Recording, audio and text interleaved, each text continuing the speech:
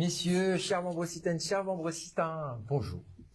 Nous sommes aujourd'hui le mardi 12 novembre, le deuxième mardi du mois. Il est 18h10 et donc bienvenue dans ce nouveau 10. Je suis accompagné aujourd'hui de Monsieur Barbarie, Jean-Michel, mon collègue conseiller municipal délégué à la vie associative et plus largement au lien entre les associations. Le lien, c'est quand même quelque chose qui est très très important à Vambrochy. Et vous l'aurez compris, on va parler de tout ce qui se fait. Et puis en conclusion, en deuxième partie en tout cas du 10, nous aurons le plaisir d'accueillir Serge et Alric qui géreront, qui organiseront, qui favoriseront la participation au Téléthon 2025. J'en dis pas plus. 2024, oui, tout à fait, 2024. J'en dis pas plus parce que ils en parleront tout à l'heure. Tout à fait.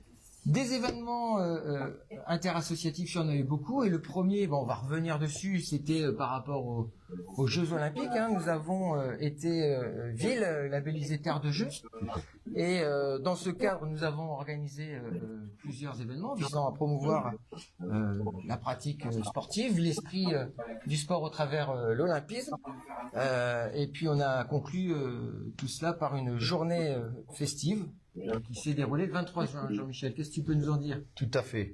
Donc le 23 juin, il y a 9 associations sportives qui se sont mobilisées le temps d'une journée pour faire découvrir et apprécier les disciplines dans divers sports, à savoir le tennis, le basket, le hand, le tir, le badminton, l'athlétisme, le foot, gymnastique et le tennis de table. On peut leur dire merci, tout président. À fait. Merci à tous les présidents de ces associations ainsi que les autres qui ont été plus ou moins bloqués par d'autres activités, sinon ils auraient été présents également. Mais le ressenti de cette journée, ça a été très convivial parce qu'il n'y avait pas de limite. Ça pouvait être les jeunes, ça pouvait être avec leur papy, leur mamie. Intergénérationnel et tout le monde a participé. Pas forcément dans la compétition. Voilà, toujours dans l'esprit de découverte du sport et c'est une journée qui a super bien marché. Est-ce que c'est un one shot? Est-ce qu'on va on l'a fait en 2024. Est-ce qu'on projette? Oui, je pense qu'on va faire une journée découverte. Donc, j'organiserai une réunion avec les associations, toutes les associations, pour justement convenir d'un jour où on va faire découvrir toutes les disciplines sportives qu'on a dans notre ville à tous les Vambrocitains et tous les nouveaux arrivants également qui veulent découvrir un peu le sport qu'on fait chez nous. Très bien. Donc ça, en collaboration, naturellement, ça touche le sport. On va pas oublier Monsieur Provost, bien évidemment, bien sûr. Travaille avec Jean-Philippe main dans la main pour. Qui sera associé, bien évidemment, bien sûr, tout à fait. Tu parles, Jean-Michel, de valeurs du sport, de valeurs d'amitié, et c'est vrai qu'à Vambrochy, alors tu l'as pas initié, mais tu l'as suivi cette année, et on en a eu beaucoup de manifestations de cet ordre. Oui. Qui finalement ont créé des liens d'amitié entre voisins. Tout à fait. Donc, tu as repris dans la délégation l'organisation des fêtes de voisins. Est-ce que tu peux nous en dire un petit peu plus? Oui. Alors la fête des voisins, ça a été un moment vraiment festif. Bon, on a eu une averse, je crois, le soir, mais ça a été très très bien perçu. Il y a eu énormément d'engouement, de volonté de faire.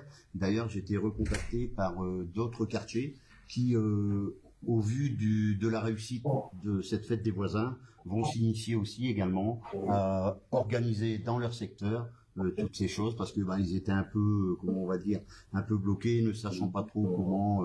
Donc j'ai reçu ces personnes, j'ai discuté avec eux que logistiquement la mairie ferait ce qu'elle peut dans la mesure. Donc ça c'est bien de donner cette information. L'année prochaine, si un quartier qui n'a pas organisé la fête des voisins mais qui voulait l'organiser, comment on fait? Ils me contactent, je vais les voir, je vois leurs besoins, leurs demandes, leurs souhaits, leurs attentes. Je suis là pour répondre à ce qu'ils... Donc on va plutôt favoriser les fêtes de voisins qui sont faites en milieu privé plutôt qu'en milieu public. Ça gêne moins. Oui, tout à fait. Après, s'il n'y a pas d'autre solution que le milieu public, on fait un arrêté. Voilà, exactement. S'il faut bloquer une rue pour organiser ce report, parce que le but c'est de créer du lien et comme vous le disiez, Monsieur le Maire, c'est intergénérationnel, c'est-à-dire que la petite mamie qui est là-bas dans le fond de sa rue et qu'on découvre une fois jamais, qu'on dit juste bonjour, il y a des jeunes qui ont été chercher des personnes âgées, leur dire ben, venez avec nous. Et les personnes âgées étaient hyper emballées, et ce qui fait que du fait de cet engouement, on va forcément appuyer dans ce sens-là pour qu'il y en ait de plus en plus. Et, tu pointes quelque chose qui est important, Jean-Michel, c'est vrai que tu parles du lien entre la personne âgée qui peut être isolé et effectivement son voisin qui lui peut être jeune. Important de travailler autour de cette cohésion. Et j'en profite, je me permets de faire une petite digression, Jean-Michel, pour parler de notre CCAS, le Centre communal d'action sociale. Tout à fait. Si vous constatiez qu'une personne est seule, âgée, et que qu'elle mérite de l'aide, il faut absolument que vous puissiez contacter notre centre communal d'action sociale, donc vous appelez au CCAS. Romain, je pense, mettra en commentaire le numéro de téléphone du CCAS. C'est juste une petite digression, mais c'est important. Tout à fait, oui. Parce qu'effectivement, les fêtes des voisins, ça permet de créer du lien humain. Tout à fait. Et donc le CCAS, il peut répondre aussi quand on constate des problématiques.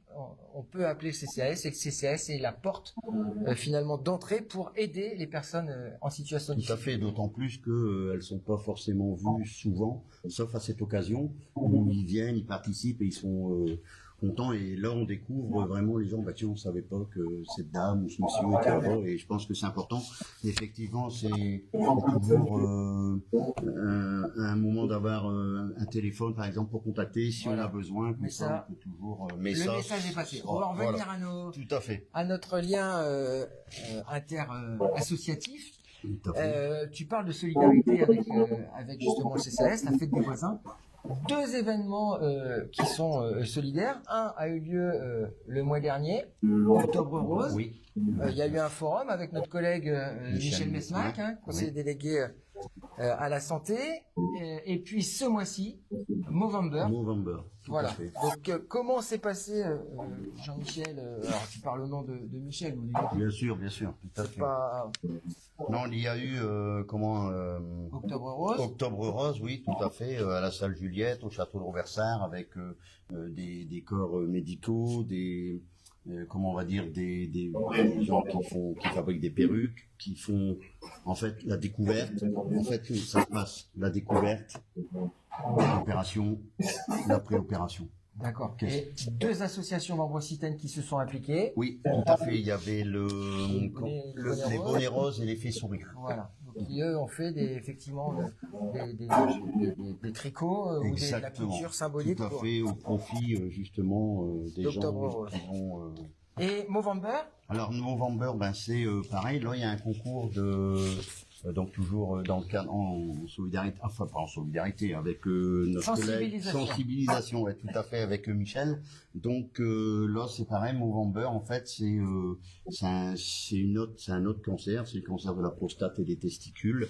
Et en fait le but là va être de faire les associations et les commerçants ont été contactés autour d'une cause commune, et en fait on va organiser un concours de la plus belle moustache. Ah, ça c'est super. Donc comment on fait pour y participer? Donc il faut aller voir sur le site de la ville, et dessus il y a toutes les explications et comment faire, parce que il y aura des photos avant, après, et voilà. Donc très bien. Toutes les assos et ainsi que nos commerçants ont été associés et sollicités à cette noble cause. Très bien.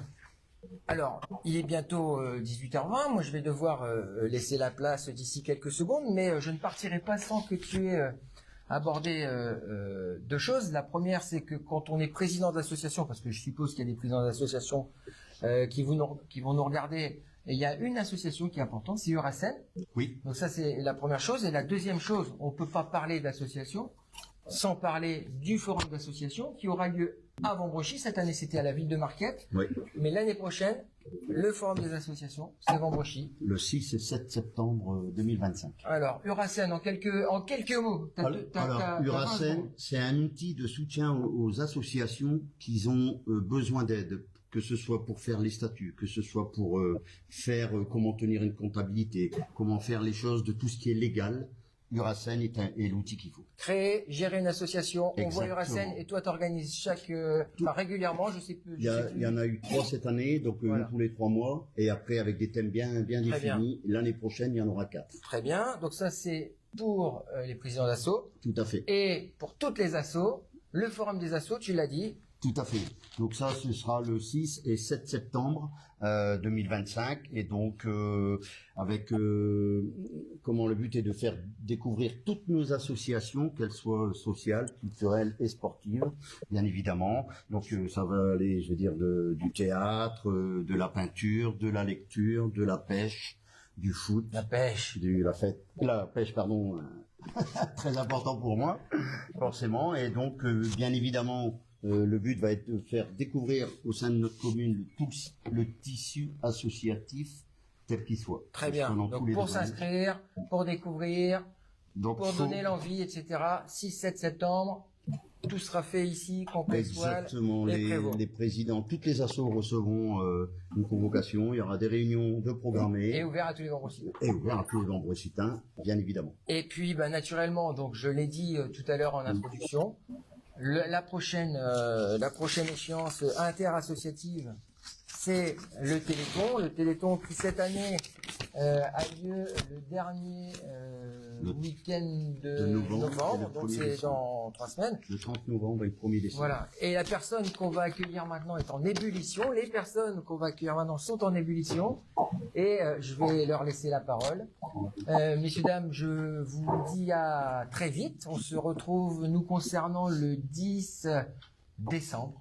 Voilà, ça sera le dernier 10 de l'année. Et moi, je file tout de suite au collège de Berrin-Marquette pour féliciter tous les lauréats du brevet 2024. Voilà, je vous souhaite une bonne soirée. Je vous dis à bientôt. Serge, Alric, je vous cède ma place. Merci, monsieur le maire. Merci, Sébastien. Bonsoir à toutes et à tous. Dommage que monsieur le maire ne va pas entendre mes propos, mais c'est pas grave, il le verra en replay. D'abord, je voudrais remercier la municipalité. Je voudrais remercier Sébastien Bonner, notre maire, toute l'équipe municipale, les adjoints, pour nous avoir accompagnés sur ce nouveau Téléthon en nous mettant des locaux à disposition, en se mobilisant notamment pour la communication qui a été très forte. Jean-Michel. Alors Serge, comment se prépare cette édition 2024 du Téléthon à Vambrochy? Alors, cette édition, elle s'appuie sur ce que nous avons fait déjà l'année dernière, c'est-à-dire que nous avons eu à peu près 17 associations et là nous sommes à un peu plus d'une vingtaine. Donc nous avons lâché. Et comment on a fait?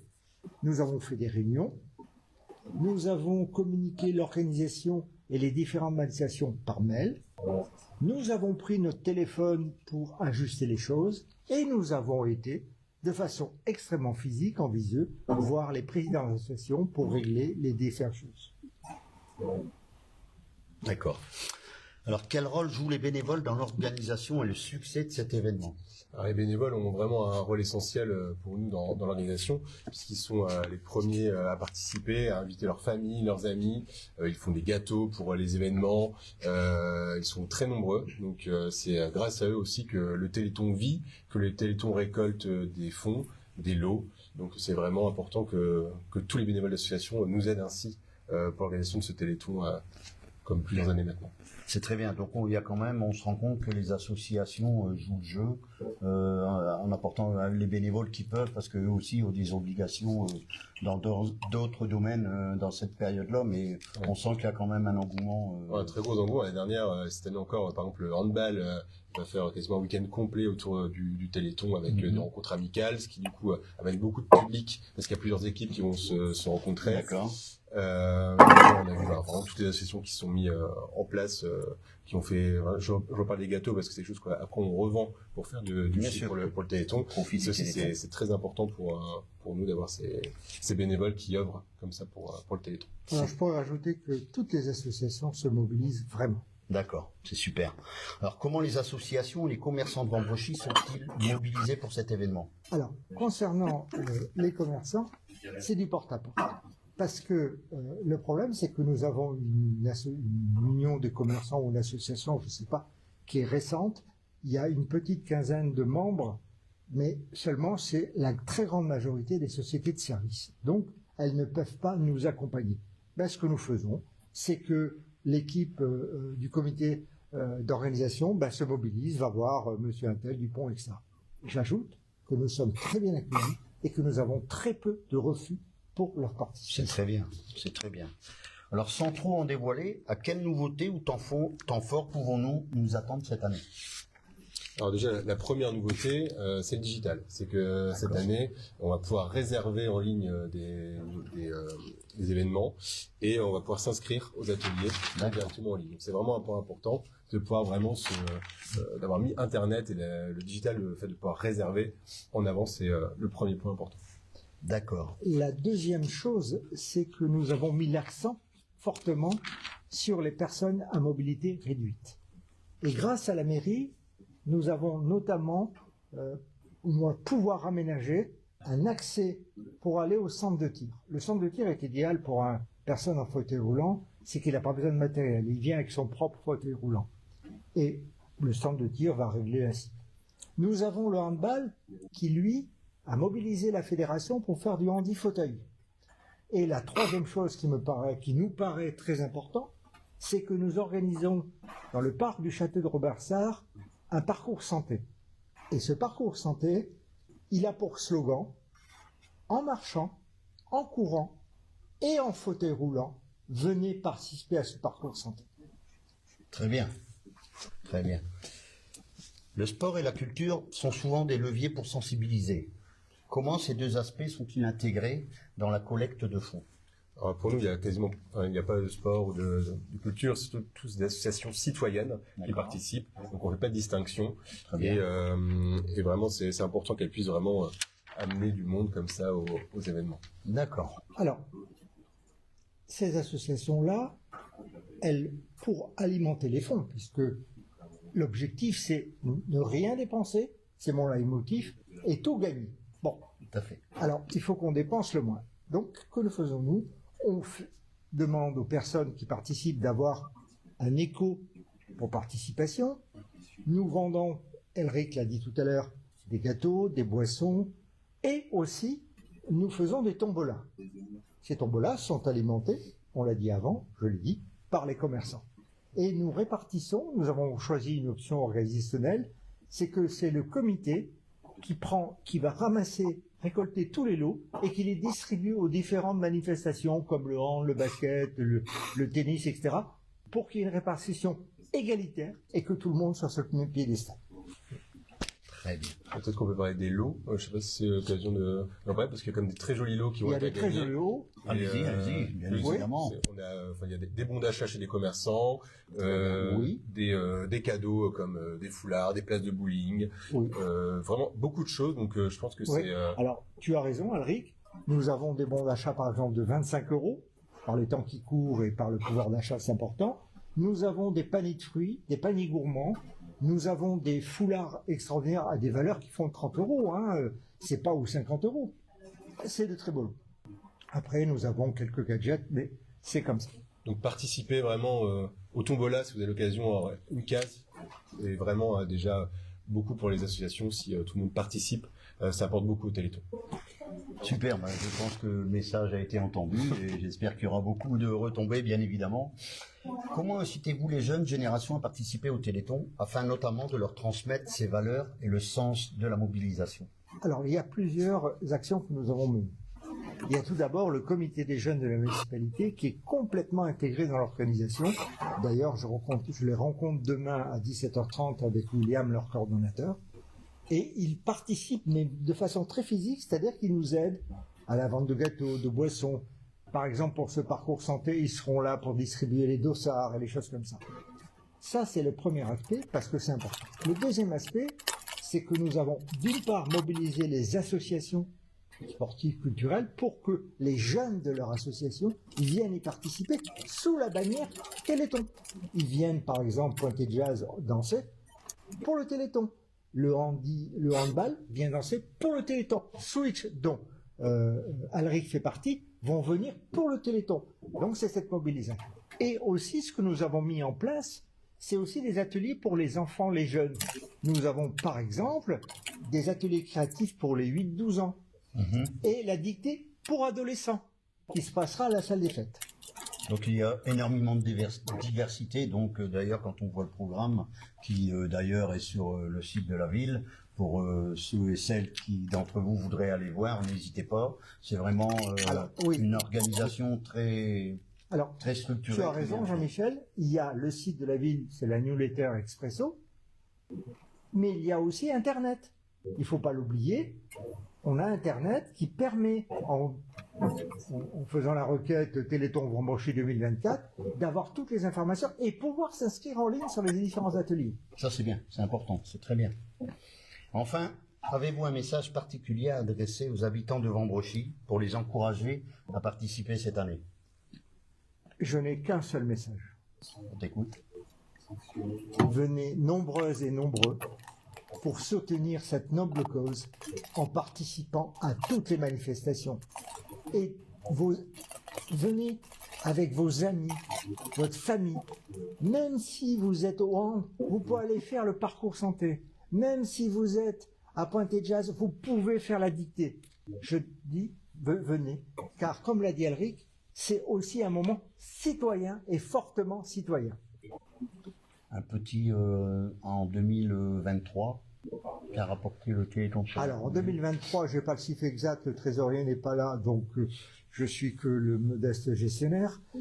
Un peu plus de 5 900 €. Voilà. Alors quel est l'objectif, tu vas me demander Jean-Michel? C'est au moins d'atteindre ce chiffre et voir le dépasser bien sûr. Mais je donnerai pas de chiffre à atteindre. D'accord. Car il faut toujours faire attention et être prudent sans jeu. Mais je compte fortement, nous comptons fortement sur la mobilisation de tous les Vrombossitains et d'ailleurs, pas que de la ville. Merci. Voilà, tout à fait. Bah, écoutez, je vous remercie pour toutes ces bonnes réponses. Et puis, on souhaite bon vent au Téléthon. Et je vais souhaiter une agréable soirée à nos concitoyens et au 10 décembre.